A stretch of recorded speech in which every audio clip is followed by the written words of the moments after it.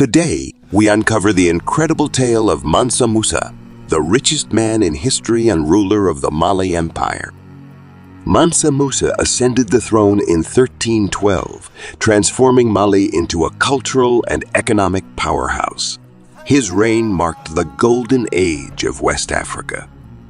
Mali's wealth was legendary, with bustling markets in Timbuktu brimming with gold, salt, and spices.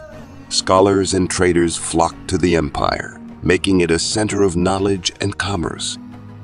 In 1324, Mansa Musa embarked on a pilgrimage to Mecca, a journey that showcased his immense wealth. His caravan stretched as far as the eye could see, with camels laden with gold, enriching every city along the way.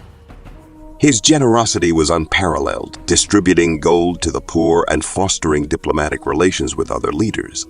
His pilgrimage